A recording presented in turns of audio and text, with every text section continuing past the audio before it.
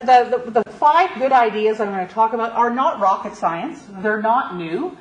We all know what they are. And the very first one, I believe, is good communication among the volunteer sectors. And there's a lot of benefits to that. If your regular volunteers know what's happening in your agency, understand their value within the agency and how they help you work, their morale is good. They will keep coming back. They will talk positively about you, and they will feel engaged with your organization. So as hard as it is, I would say to you, look at your communication vehicles amongst the volunteers. We have a volunteer committee. We have where they can talk about the kinds of things that we're doing. They can make suggestions. They can complain, and they do. But it's a lot of hard work for your managers. Those are your considerations. If you want to do this right, your managers have to keep communicating with them, and they have to help connect the volunteers. And it's particularly difficult when you have volunteers in a whole bunch of different sites, and we do. Because not only, like the volunteers in our member agencies are not our volunteers, but the volunteers in a number of the agencies that we run, and we do run them, are our volunteers. And so we have to keep them connected. And it's whether it's a newsletter, whether it's regular meetings, whether it's posters, whether it's poster boards, and that is just keep talking to them and make sure that they understand their role and within the organization. And when they know that, they will become loyal. But the consideration, I always thought it's really important to talk to you about how much hard work that is. Because a number of you you've put your hand up and you talked about being responsible for volunteers in your organization. And I know you are. You know that that's not easy. It's not easy to keep them informed. It just isn't. But it is so important. The next one is understanding what you need. So if you think about daily bread, it's no different than it's just on a bigger scale. And there's nothing worse than having volunteers rattling around with nothing to do. It becomes a make-work project, and that's something that you don't want to do. You don't want to have a make-work project.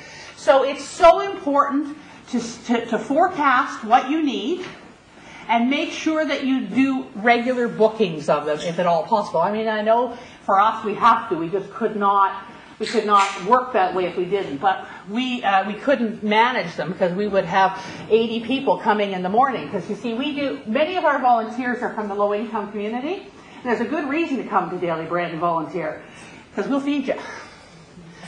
Not only will we put you to work, and if you think about the winter, we'll feed you a nice warm meal at lunch hour. So we need to schedule them, and the only way to schedule them is to forecast the need, because I can't schedule them the day before. I need to schedule them weeks in ahead. So whatever your organization, start to think about what you need and how to forecast your need.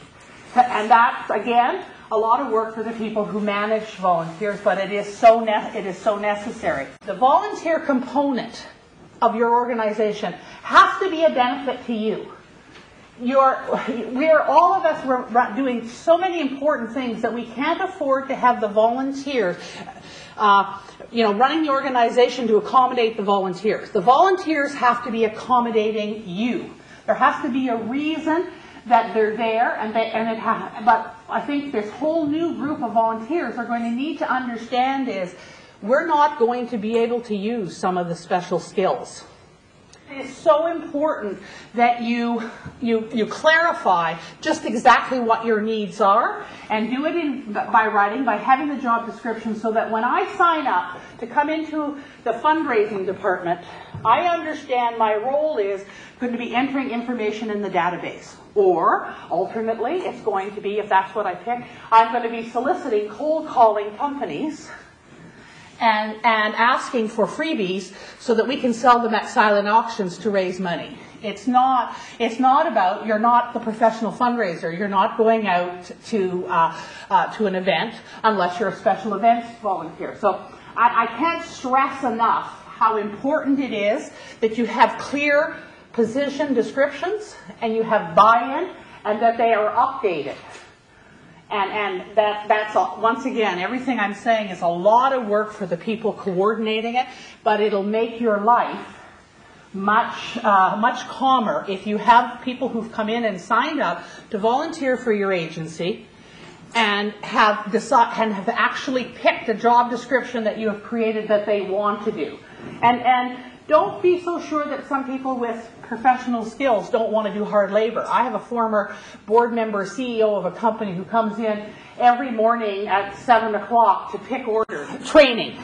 So I kept talking for managers. I kept talking about the extra work for your managers. Well, if your organization is large enough, like ours is, like Daily Bread is, I have a production manager, I have a warehouse supervisor, I have an HR department, I have I have a manager in finance, and those are the people who are actually supervising the volunteers. It's not your volunteer coordinator. She, in our case, is the person who's doing the coordination of making sure that the right volunteers are placed based on the job description, based on the forecast. But the person actually doing the supervision is the manager in the department, in the function.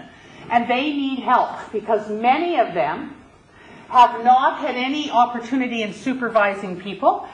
And it's a really good opportunity for, we find, to get them that training, that management training, managing people for some people who are fairly junior in our organization, and it's very good on their resume later that they can, you know, if I'm the warehouse supervisor, not the manager, but the supervisor, and I manage 20 volunteers a day to pick the orders, and I learn some skills to manage them. And that's really nice on a resume because you can say, and I would sign off for a young warehouse person now applying someplace else to be a manager. Yes, he or she has great supervisory skills. Every day he supervised 20 volunteers who came in at 7 o'clock in the morning and built skids and got them ready and made sure. So it's some career development for some of your junior people, but it's so important that you source it. And so someone who has great experience managing people may not need it, but some people may need it. So it's sourcing out the kinds of training that your staff need to manage these people. And I think the most important in terms of Daily Bread is a formalized recognition program. There has to be all kinds of informal recognition, but there has to be a formalized one. One that is structured, one that is structured with however yours. I can tell you how ours is. Our staff nominate from every department the volunteer of the year. The staff then vote on it. Each person that is nominated is formally recognized with a plaque and a small gift at the AGM. The person who actually won Volunteer of the Year gets a bigger gift and a bigger plaque, and they're printed in the annual report. And people really like to see their name printed. They really do. We also, the other thing that we do is for our low-income volunteers, if they volunteer 30 hours a week, they're part of something called a 30-plus club. And so what we do with the 30-plus club, and it has pretty well stopped it, and that is if you volunteer 30 hours in a month at Daily Bread, you register for the 30-plus club, and you receive 3 bags of goodies. And some of it's food, most of it is stuff that we get in the building, brand new stuff that we give out to agencies, but it isn't like your tuna or your craft dinner or your fresh vegetable. It's laundry soap, it's toothpaste, it's shampoo, it's toothbrushes, it's body wash, and so they get the 3 bags because we have an excess of it. That's a formalized program for one sector of the low income. We also receive a number of free tickets. You know, whether it's somebody's concert, somebody's movie. When the ticket master or whoever realizes that it's not sold out, they call us and ask if we want them.